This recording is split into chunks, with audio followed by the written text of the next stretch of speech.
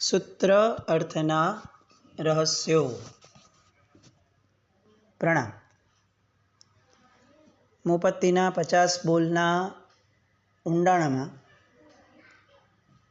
આપણે ઘણા વખતથી ઉતરવાનો પ્રયત્ન કરી રહ્યા છીએ. એક એવો આગ્રહ છે કે ભલે લાંબુ ચાલે, ભલે કદાચ એક જ વિષય ઘણા સમય સુધી ચાલે, બની શકે, પણ આપણા જીવનમાં જે આદતો પડી ગઈ છે અત્યારના સમયમાં કે કોઈ પણ વસ્તુની લંબાઈ પહોળાઈ જોવાની, ઊંડાણ નહીં જોવાનું, એ આદતને બદલવાનો પ્રયત્ન કરવો છે. તમે જુઓ, આપણી આગળ કેટલા બધા એવા વિષયો છે કે જે બાબતમાં આપણે બધું જ આમ લાગે કે આપણે ઘણું જાણીએ છીએ. મહારાજ સાહેબ બોલતા હોય ને તો પણ આપણને એમ લાગે કે આ તો મને ખબર છે. વોટ્સએપ પર કંઈ આવે તો આ તો મને ખબર છે. આવું સહેજે મનમાં આવી જાય છે, કારણ કે ટેકનિકલી એકચ્યુઅલી આપણને ખબર છે જ, ના જ નથી. પણ એ ખબર જે છે એનું ઊંડાણ તપાસવાનો પ્રયત્ન કરવો જોઈએ એવું આપણને ખબર જ નથી. દરેક ખબરનું એક ઊંડાણ છે, દરેક સમજણનું એક ઊંડાણ છે, દરેક માહિતીનું એક ઊંડાણ છે. આપણે જ્યાં સુધી એ ઊંડાણને નથી સ્પર્શતા ત્યાં સુધી એમાંથી તત્વ મેળવવાની આપણી રુચિ જાગતી નથી. અને મોક્ષ છે ને એ તત્વબુદ્ધિથી છે, તત્વ નિર્ણયથી છે, સમજણથી નથી. એ ખાલી વિચારણાથી નથી, એ ખાલી માહિતીથી નથી. દરેક માહિતીમાંથી તત્વ નિર્ણય કર્યા પછીથી એ જે દિશા થાય છે એ સમ્યક દર્શનના રસ્તે આગળ લઈ જાય છે. એટલે આ થોડોક પ્રયત્ન ઘૂંટવાનો, મમડાવવાનો, કે જેની અંદરમાં એક આદત પાડીએ છીએ કે હવે દરેક ઘટનાને આપણે ઊંડાણથી જોતા શરૂ કરીએ. એ 50 બોલની અંદરમાં આપણે ગારવ ત્રણેય જોયા. શાતા ગારવ, રસ વૃદ્ધિ ગારવ. આ ગારવો વિશે બહુ વિસ્તૃત સમજણ આપણી થઈ ગઈ છે, પણ મૂળમાં સમજવાનું એ છે કે શાતા મળતી હોય એનો વાંધો નથી, પણ શાતાની ઈચ્છા ઊભી થતી હોય એનો વાંધો છે. આ ગારવ છે. મને ભોજન મળે તો એ ગારવ નથી, પણ મને ભોજન મળ્યા પછી હવે હું વિકલ્પ ઊભો કરું કે આ સારું મળ્યું અથવા આ ખરાબ મળ્યું, આ આજે મળ્યું એની જગ્યાએ ગઈકાલે મળ્યું તો સારું હતું, અથવા આવતીકાલે મળે તો સારું. આ આખી વિચારણા જે છે વિકલ્પોની, એ વિકલ્પોની દુનિયા એ ગારવ છે.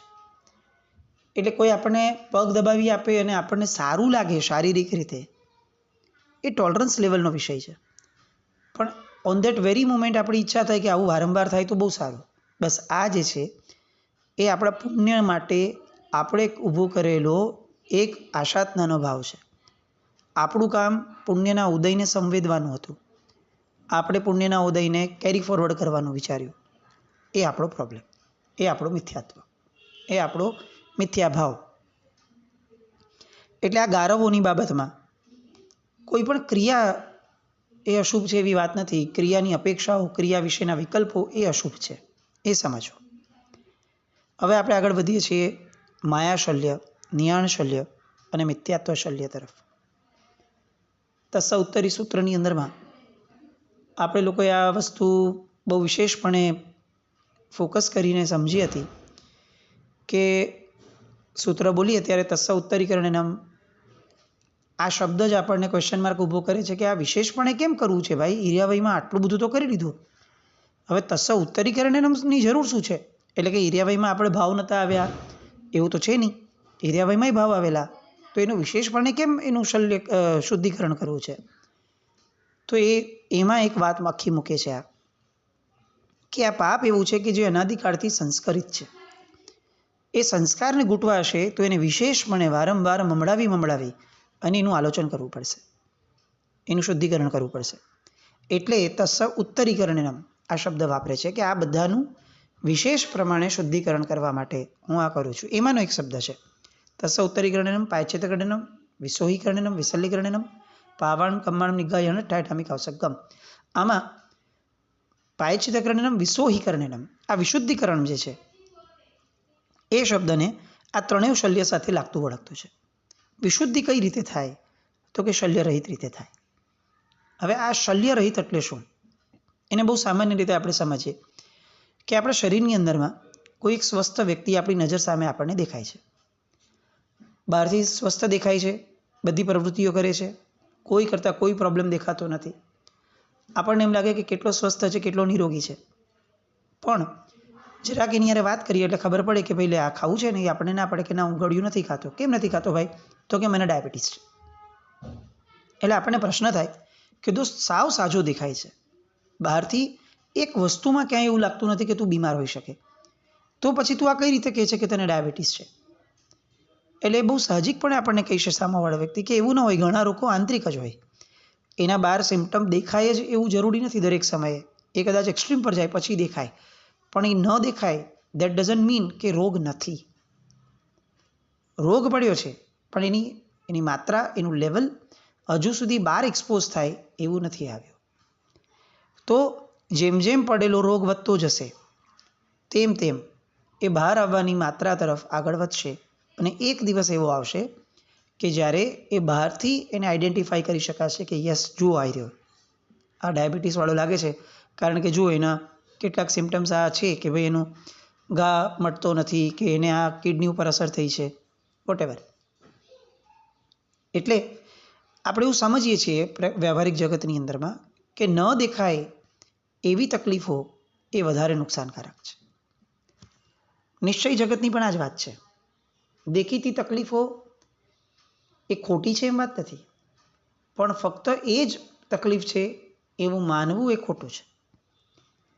આપણે બધા અત્યારે જે જગતમાં છીએ એમાં આપણા લોકોની મેન્ટાલિટી બહુ ઓડ થઈ ગઈ છે, થોડી અલગ થઈ ગઈ છે. આપણે એવું વિચારીએ છીએ કે હું બહારથી જે પ્રવૃત્તિ કરું એ બધી પ્રવૃત્તિઓ સારી હોવી જોઈએ. Nothing wrong in it. અગર કોઈ ડાયાબિટીસવાળો માણસ એવું વિચાર કરે કે હું બહારથી નિરોગી રહું, ક્યાંય મને કોઈ ઠોકર ન લાગે, ક્યાંય મને કોઈ પણ જાતનું તકલીફ ન થાય, કોઈ શરીર ઉપર કોઈ સ્ક્રેચ ન પડે, હું એવી રીતે જ નિરોગી વ્યવહાર રાખું, વર્તન રાખું, એવું અગર ઈચ્છે છે તો એ ખોટો નથી. પણ એને આપણે કહેવું પડે કે દોસ્ત ફક્ત બહારના આવી રીતના વ્યવહારથી અંદરનું ડાયાબિટીસ મટશે નહીં, તારો અંદરનો રોગ મટશે નહીં. એની માટે તારે એક્સ્ટ્રા ટ્રીટમેન્ટ કંઈક કરાવડાવવી પડે. આ બહારનું તો ધ્યાન રાખવાનું જ, પણ you need something additional, you need something extra. આ એક્ઝેક્ટ થિયરી અહીંયા આવે છે. આપણે બહારની પ્રવૃત્તિઓને અશુભમાંથી શુભમાં લાવવાનો પ્રયત્ન કરીએ છીએ, વિચ ઇઝ ફેર. આ પહેલું ડગલું છે, બહુ આનંદદાયક છે કે આ આપણે કરવામાં પણ સક્ષમ થયા, પણ ઇટ ઇઝ નોટ ઇનફ. કારણ કે આ તો એક જ લેવલ પરની બગાડાની અટકાયત થઈ, અટકવાનું થયું. હવે આ બહારનું વર્તન બગડ્યું તો કોના કારણે? તો કે અંદરના કારણે. તો હવે અંદરવાળાને સુધારવાની જરૂર, તો એની ઉપર આપણે ઢાંક પીછોડો રાખીએ કે એ રહેવા દો ભાઈ. આપણે ખાલી હોટલમાં જતા હતા તો હવે હોટલમાં જવાનું બંધ કરી દો. આપણે ફરવા જતા હતા તો એ ફરવા જવાની જગ્યાએ તીર્થયાત્રાએ જવાનું શરૂ કરી દો. આપણે બહાર ઊભા રહીને જીમમાં જતા હતા તો એ જીમમાં જવાનું બંધ કરો અને પ્રતિક્રમણ વગેરે કરી અને એમાં શારીરિક રીતે આપણને જે સક્ષમતા મળે એ ક્રમશમણ વગેરે એ યોગોને આપણે પ્રાધાન્ય આપી દો. કદાચ એ અપેક્ષાથી આગળ વધેલો માણસ હશે તો એ વિચારે કે નબળા કામ કરવા નહીં, બધા જ સારા કામ આપણે કરવા. એટલે અશુભમાં જરાય પ્રવૃત્ત ન રહેવું અને શુભની અંદરમાં પ્રવૃત્ત રહેવાનો પ્રયત્ન કરવો. બંને સરસ વસ્તુ છે. હવે શું, શુભની અંદરમાં ઘણા બધા આવી ગયા, અશુભમાંથી ઘણા બધા નિવૃત્ત થઈ ગયા. હવે શું કરવાનું? આ પૂરું થઈ ગયું જીવનનું કાર્ય? તો કે ના, આ તો શરૂઆત પણ નથી થઈ હજી. કારણ કે ખરી શરૂઆત તો ત્યારે થશે કે આ અશુભ જેના કારણે થતું હતું એવા અંદર પડેલા રોગો, અંદર પડેલા દોષો, એની ઉપર વર્કિંગ કરવાનું શરૂ કરવાનું. એ જે અંદર પડેલા દોષો છે એનો સ્વીકાર ન કરવો એ માયાશલ્ય છે. આપણે જે આજે જોવાના છીએ, આજથી સૌથી મહત્ત્વનો આજના જગતનો આપણો દોષ. તમે જુઓ, આપણે કોઈની પણ અનુમોદના કરીએ અથવા ઇનફેક્ટ જવા દઈએ, આપણે બીજાના એક્ઝામ્પલ, આપણે આપણા એક્ઝામ્પલ પર આવીએ. આપણે તપ કર્યો છે, પર્યુષણા ગયા, કેટલીક આરાધના કરી હશે, કેટલુંક દાન આપ્યું હશે. સામો વ્યક્તિ તો બહુ સારા ભાવથી, ગુણિયલતાથી આપણી અનુમોદના કરે છે. વાહ વાહ, તમે તો તપ કર્યો, આટલું સરસ આરાધના કરી, આટલું ભૂખ્યા રહ્યા, આટલા સમય સુધી તમારી જીભ ઉપર તમે કંટ્રોલ મેળવ્યો, તમારી આસક્તિઓને જીતી, પરાક્રમ કર્યું, બહુ જ સારું કહેવાય. આ એની ગુણિયલતા છે. એના પાર્ટમાં આ બહુ જ સારી વસ્તુ છે કે એને કરવું જ જોઈએ, કારણ કે જ્યાં સુધી ગુણના દર્શન નહીં કરે, ગુણનું અનુમોદન નહીં કરે, ત્યાં સુધી એને ગુણના સંસ્કાર નહીં પડે. એને કરી લીધું. હવે આપણા પાઠ ઉપર આવીએ. એણે કીધું કે તમે આટલા સમય સુધી ભૂખ્યા રહ્યા, અગ્રીડ, આપણે ભૂખ્યા રહ્યા હતા. એણે કીધું કે તમે આ તપ કર્યું, અગ્રીડ, આપણે પચકાણ લીધું હતું અને તપ પ્રમાણેનું આપણે જે વર્તન કરવું જોઈએ એવું કર્યું હતું, બાહ્યથી. એણે એમ કીધું કે તમે જીભ પર કંટ્રોલ મેળવ્યો, તમે આસક્તિ ઉપર ઘા કર્યો, તમે સિદ્ધિ તપની સિદ્ધિ મેળવી, તમે આ તપનું આ મેળવ્યું, અને ત્યાં આપણને એવો વિકલ્પ નથી આવતો કે 1 મિનિટ ઊભા રહો, આવું તો મેં કંઈ કર્યું જ નથી. અને શું થશે? આપણે એની અનુમોદના લઈ લેશું, પણ પોતાની જાતને ઇન્ટરરોગેટ નહીં કરીએ કે 1 મિનિટ ઉપર એ મફતની અનુમોદના લે છે કેમ? આ તો અણહકની છે. તે ખરેખર સિદ્ધિ તપ કર્યો ફોર એક્ઝામ્પલ, તો સિદ્ધિ તપમાં તે સિદ્ધિ શું મેળવી? આટલા દિવસના ઉપવાસ એ સિદ્ધિ છે? આની માટે સિદ્ધિ તપ કર્યો હતો? તો પ્રશ્ન થવો જોઈએ કે તો મેં એકચ્યુઅલી તપ શેની માટે કર્યો હતો ભાઈ? એટલે આપણને ઓઘે પણ જો ખ્યાલ હોય કે તપ તો આહાર સંજ્ઞા તોડવા માટે છે, તો મેં એ તોડી? તો એ તો ભાઈ મેં ખબર જ નથી મને મેં તોડી કે નહીં. તો પછી હું આ અનુમોદના લેવાનો અધિકારી નથી. કોઈ મને એમ કહે છે કે તમે આટલી સરસ સામાયિક કરો છો, વાહ, બહુ સરસ, તમે કેટલી શુદ્ધિ ભગવાનની આજ્ઞા પ્રમાણે જીવો છો.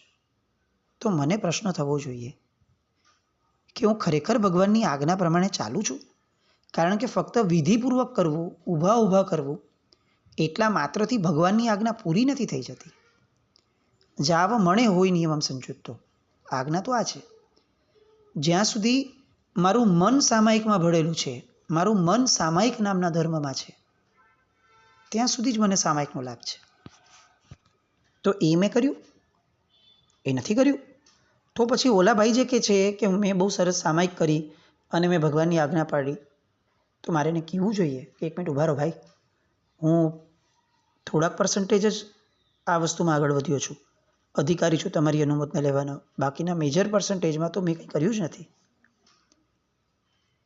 આ બોલવાનું મન ન થવું અને ઉપરથી સામેવાળાને દેખાડવું કે ના બહુ સરસ થઈ ગયું, ભાઈ આપણે ઘણી તકલીફો પડી પણ આપણે કરી લીધું, આ એક પ્રકારની માયા છે.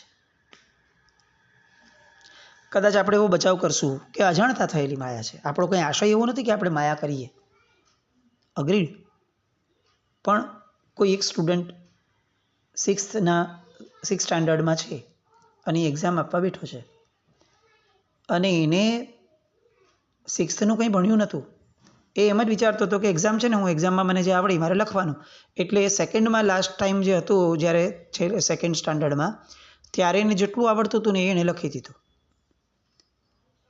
હવે એ ઇઝ એક્સપેક્ટિંગ કે મેં લખ્યું તો છે ને, મને પાસ કરી દો. મારો આશય એવો નહોતો કે હું 6thનું ન લખું, પણ મને ખબર જ નહોતી.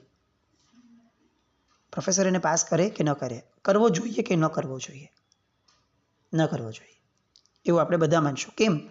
6thમાં છો તો અજાણતા પણ તમારે 2ndનું લખેલું હોય તો તમે પાસ થવાનું એક્સપેક્ટેશન રાખવાનો અધિકાર તમને નથી. 6thમાં છો તો તમારી ફરજ છે કે 6th સ્ટાન્ડર્ડનો સિલેબસ ભણો અને પછી એક્ઝામ આપવા આવો. આપણી આરાધનાઓ છે ને, એ બધી એક્ઝામ્સ છે, ક્રમબદ્ધ રીતે કક્ષા પ્રમાણેની. આપણે જમ્પ કરી લઈએ છીએ બહારથી કે હવે મારે 6thની આપવી છે, હવે મારે 8thની આપવી છે, હવે મારે તપ કરવું છે, હવે મારે ધ્યાન કરવું છે, હવે હું સાધનામાં જઈશ. આ બધા સ્ટાન્ડર્ડ વધતા જાય છે આપણા, પણ આપણો સિલેબસ એ આપણે જે સમજ્યા છે એમાં અટકી જઈએ કે ભાઈ હું મારી રીતે તપ કરીશ ભલે, પણ ભગવાને જે તપમાં વિચારવાનું કીધું છે એવું બધું વિચારવાનો મારી આગળ સમય નથી, અથવા મને ખબર નથી અને મારે ખબર પાડવી પણ નથી. હવે એવો કરેલો તપ, એ આપેલી એક્ઝામ, એમાં ધર્મસત્તા આપણને પાસ કરવું જોઈએ કે નહીં એનો નિર્ણય આપણે કરવો જોઈએ. બહુ માર્મિક છે, વેદક છે કદાચ, પણ આપણે સમજવું જ પડશે. કારણ કે આપણા પ્રમાણેના સિલેબસથી કોઈ દિવસ એક્ઝામ નથી અપાતી. કક્ષા પ્રમાણેનો સિલેબસ, એ પ્રમાણે એક્ઝામ અપાય. આપણે એક્ઝામો નવી આપવી છે, પણ સિલેબસ આપણો જ રાખવો છે. એ નહીં ચાલે. આપણે કક્ષાઓ આરાધનાઓ બધી બદલાવી છે, પણ મૂળભૂત માનસિકતા આપણી જે છે એ જ પકડીને રાખવી છે કે ભાઈ બધા સિદ્ધિ તપ કરે છે તો હું કરી લઉં. સારું છે, સિદ્ધિ તપ તો કરવો જ જોઈએ, પણ હવે સિદ્ધિ તપ કર્યા પછી કરતી વખતે સિદ્ધિ તપ વિશે વિચારવું જોઈએ. સામાયિક કરવી જ જોઈએ, પણ સામાયિક લીધા પછીથી હવે વિચારણા એ કરવી જોઈએ કે ભાઈ આ સામાયિક કરીને મારે કરવું શું જોઈએ, ભગવાન શું એક્સપેક્ટ કરે છે મારી પાસે આ સમયે, મારે એ વિચારવું જોઈએ. હું નક્કી કરી લઉં કે હું સામાયિકમાં આ કરી લઈશ, એ ન ચાલે. આ જે સ્વચ્છંદ છે કે મારી મતિ પ્રમાણે કરું, એનો ઢાંક પીછોડો કરવો, એ માયાશલ્ય.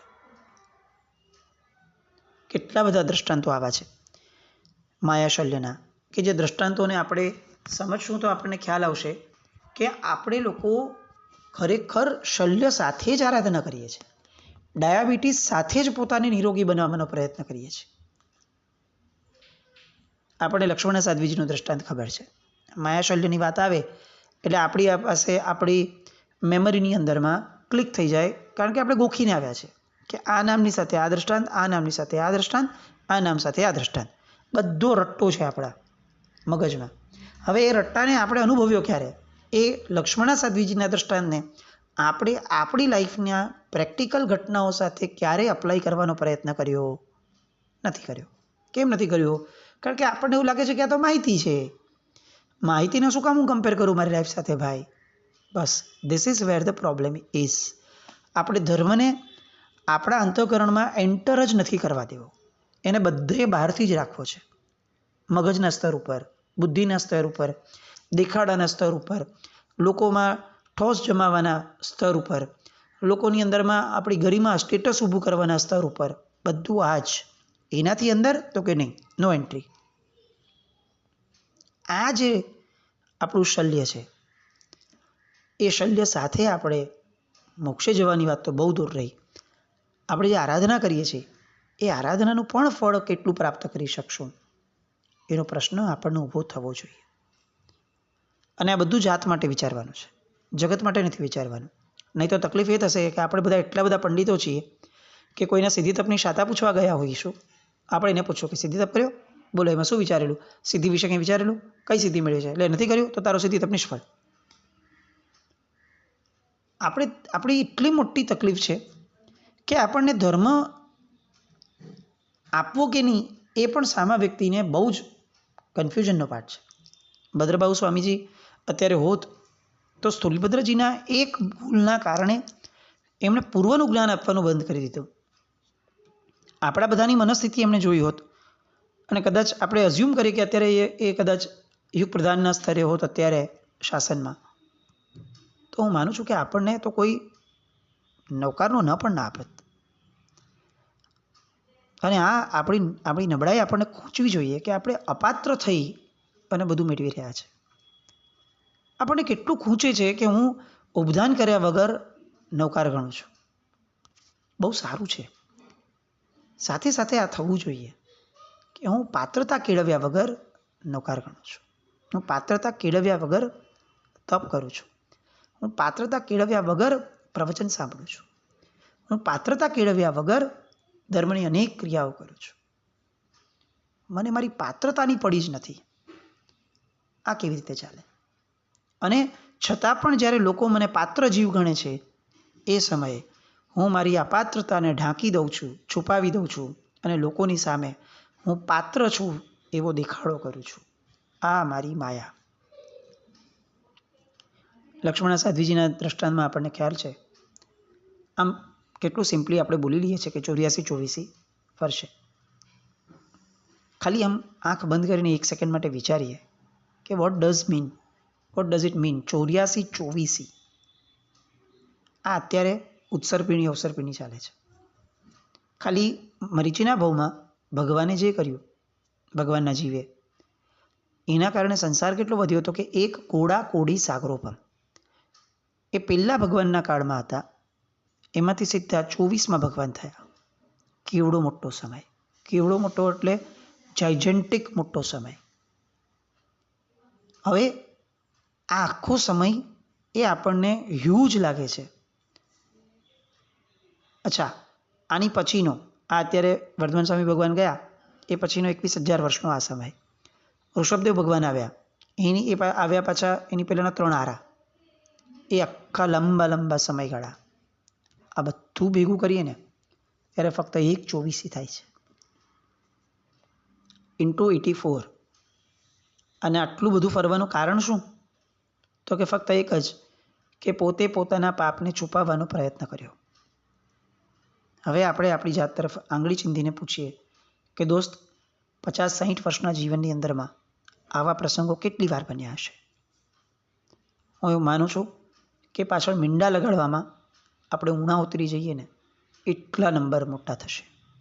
કેટલી બધી વાર કોઈએ વખાણ કર્યા ને આપણે માની લીધું કે હા હું એવો છું. કોઈએ આપણી માટે સારી વસ્તુ કીધી ને આપણે માની લીધું કે હા હું આવો છું. આપણી જાતને ચકાસવાનો પ્રયત્ન ન કર્યો, આપણી જાતને ઉઘાડી પાડવાનો પ્રયત્ન ન કર્યો કે ના ના ભાઈ ઉભા રહો, આસક્તિ છૂટી જ નથી. શું આસક્તિ વગરની વાત છે? ઉભા રહો, મારો ક્રોધ તો એમને એમ છે, સામાયિકને ક્યાં વખાણ કરો છો તમે? કેટલી બધી વાતો. આપણે જીવનમાં આપણા શલ્યને આપણે સદાકાળ છૂપું રાખીને ચાલવાની એક આખી વિચારધારામાં આવ્યા.